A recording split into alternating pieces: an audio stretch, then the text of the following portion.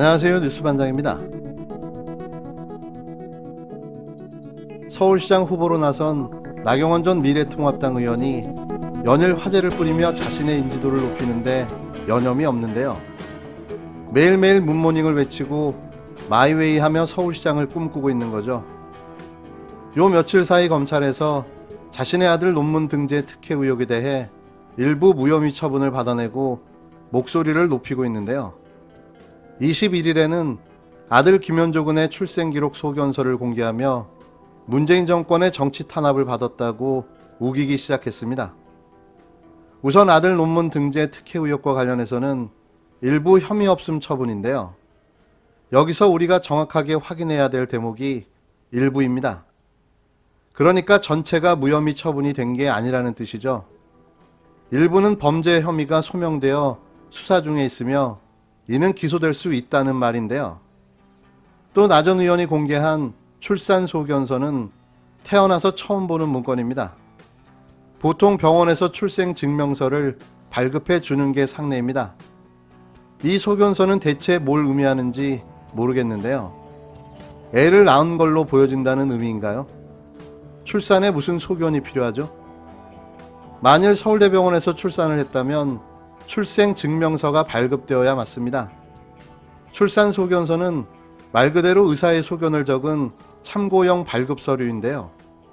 보통 처음 진료를 받는 병원에서 다른 병원으로 진료를 받으러 갈 경우 최초 진료했던 의사가 소견을 적어 보내줄 때 사용하는 문건입니다. 여기도 눈 가리고 아웅하는 꼼수를 시전한 건데요.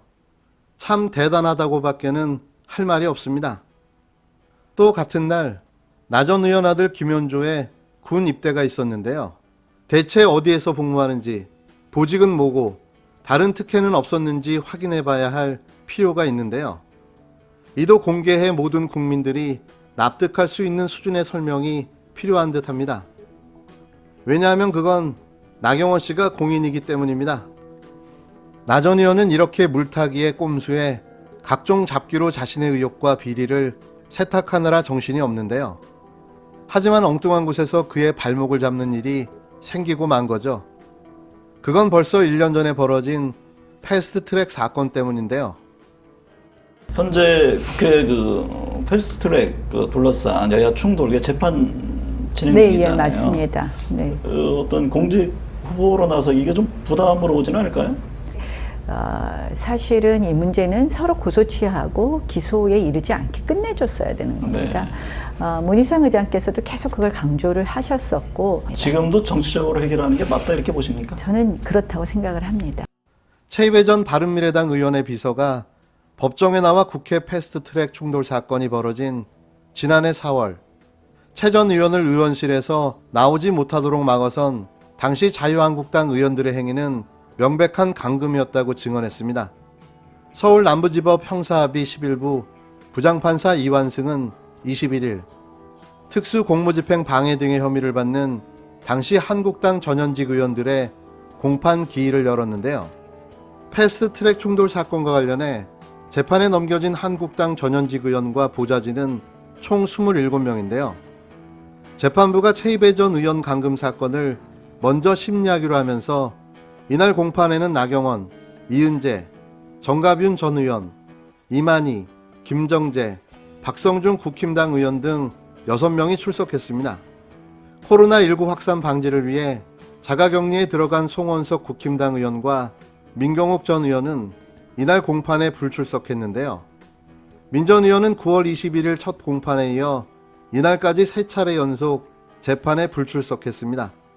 그는 4.15 부정선거 의혹 규명을 위해 미국에서 활동한다는 이유로 그동안 재판에 나오지 않았는데요.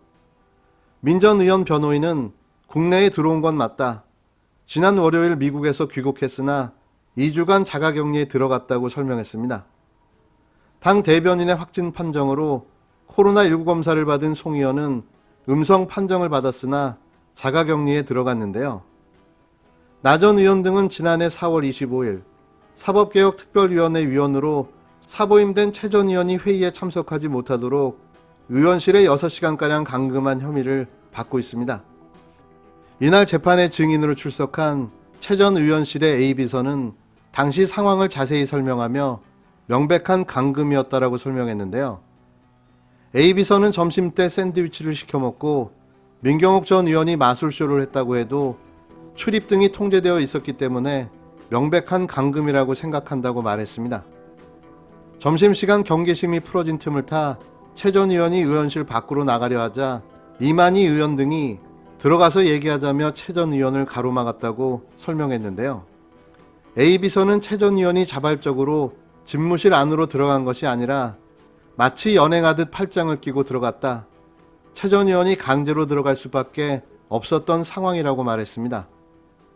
또 A비서는 오후 1시 10분쯤 이은재 전 의원이 매달리다시피 문고리를 잡고 있었다. 내가 문고리를 잡으려 하자 네가 뭔데 국회의원을 막느냐는 식으로 말해 무서웠다고도 했는데요. 피고인 측 변호인들은 당시 험한 말이 오간 적이 없고 감금한 것이 아닌 최 전 의원에게 조금 더 있다가 나가달라고 설득한 것이라는 점을 강조했습니다. 그렇다면 현장에 없던 나 전 의원은 왜 재판에 출석해야만 했을까요? 그건 최입의 의원 감금을 주도한 주범이 나 전 의원이라는 혐의 때문인데요. 당시 현장에 있던 비서와 최 의원은 한국당 의원들이 핸드폰을 통해 누군가의 지시를 받고 있었다고 말했는데요. 그 당사자로 지목된 사람이 바로 나 전 의원인 거죠. 그러니까 패스트트랙 충돌 사건을 기획하고 주도한 사실이 밝혀지게 되면 피선거권 박탈로 이어져 서울시장 출마는 물 건너가게 되는 겁니다. 물론 1심에 불복해 2심, 대법원까지 간다는 걸 가정하더라도 설마 그럴 일이야 없겠지만 당선돼도 임기 내에 당선 무효가 될 확률이 높은 거죠. 자신의 운명을 너무 잘 알고 있는 그로서는 떨 수밖에 없는 거죠. 끝으로 자신을 입국 못하게 원천적으로 막는 유승준 금지법이 발의되자 스티븐 유가 열변을 토하며 울부짖는 발언을 들려드리겠습니다. 이로써 스티븐 유는 두 번 다시 한국당을 밟지 못하게 될 듯합니다. 그를 위해 이 발언을 영원히 박제합니다. 도대체 뭐가 무서워서 한 나라가 유승준이라는 연예인 하나 한국에 들어오는 것을 이렇게 막으려고 난리 법석입니까 도대체? 정치인들 그렇게 할 일이 없습니까? 제가 청년들에게 허탈감을 느끼게 한다고요?